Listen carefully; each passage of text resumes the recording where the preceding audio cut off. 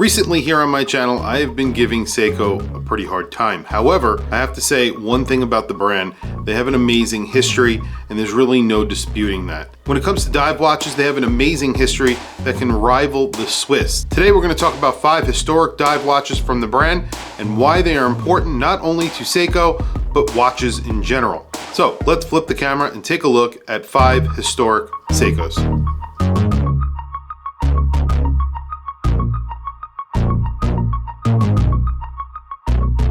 In 1965, Seiko decided to enter the professional dive watch market with the 6217-8000, or better known as the 62 Mas. The 62 Mas actually stands for Automatic Self-Dater, and this is their first professional dive watch. It has very long lugs.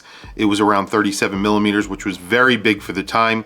Automatic movement inside, 150 meters of water resistance. This watch, like many watches from Seiko to follow, was designed for those in the field, using these watches professionally in the water. So these were made for people who were doing jobs that involved them diving or being in the water for extended periods of time, where their lives could depend on their watch. And of course, the 62 Mas would go on to inspire every single Seiko diver after. Next on the list is the 1968 Divers 300. This is a watch that has inspired dozens of Seiko divers and continues to inspire Seiko divers to this day. This was one of the first Seiko divers to get its crown at the 4 o'clock position. Obviously that was meant for comfort. It also got a monoblock case, but the biggest news here was the high beat movement inside. This was Seiko's first high beat diver. It got 300 meters of water resistance. This was a serious dive watch. It went on to inspire so many different dive watches, including the Marine Master 300 and the LX models that are currently available, and the SKX. The SKX is actually heavily inspired by this watch. It's a recreation of this watch in affordable form. Seiko loved to do that. So a very important watch to Seiko. It has inspired many of the current models and will continue to inspire Seiko into the future. Next on the list is a watch that holds 20 patents for its case alone. We're talking about the Tuna. The Tuna was introduced in 1975 with a titanium case and 600 meters of water resistance. It came to life because a saturation diver in Japan who was using other watches was not satisfied with their water resistance, so Seiko came up with something that would work for extreme conditions, and that was how the Tuna was born. This is an instrument made for professionals to use underwater, deep underwater, for saturation diving. These are incredible watches that still inspire tunas to this day. These are watches that are still made. They're made for professionals. However, people now wear them recreationally. Not only did the design work for divers, but it also worked for civilians. People like the design. The shroud actually protects the case.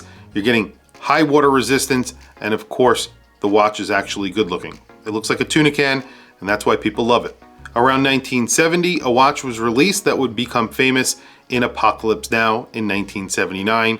I am talking about the 6105 Captain Willard. It actually gets its nickname from the character in Apocalypse Now, Captain Willard, played by Martin Sheen. With 150 meters of water resistance and an odd shape like a turtle, it inspired the current turtle dive watches. Its case is actually very comfortable, and today, of course, we see lots of watches from Seiko inspired by this watch, and re-editions keep on coming.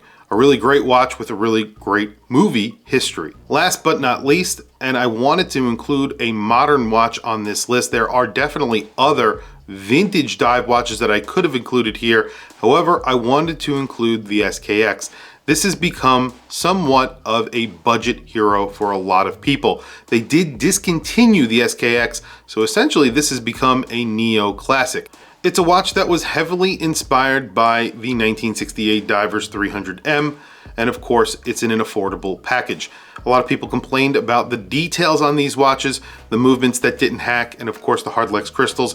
However, there is one thing you can say about these watches: they can take a beating. I actually made many videos where I beat up my SKX, and it lasted and it worked until the very end. It went through hell and back, and I have to say it was one of the most durable watches I have ever owned, and I in fact still own that watch. So I really do think that the SKX is a neo classic. I don't know if it's an icon yet, but I think it's on its way to being an icon. Definitely inspired by an icon. However, I think it's standing on its own 2 feet and eventually will become one of Seiko's iconic dive watches. Tell me what you guys think about my list here today. I have picked out a few watches that I think are really iconic dive watches from Seiko, but there are definitely other watches on this list that I have missed. There are some quartz watches that I have missed as well. There's of course some kinetic divers that were actually very important as well from Seiko, and I perhaps will create a second video where I go through some of those other important dive watches from Seiko. But you could see just from this list how Seiko has really been a historic brand for diving in general. They have done so much in the dive watch space. It's really incredible. And they have some amazing historic dive watches. If you're a vintage lover, definitely hunt some of these down. Anyway, tell me what you guys think in the comments down below. Tell me some of the ones that I did not list here. I don't want to say that I missed them, I just didn't list them here.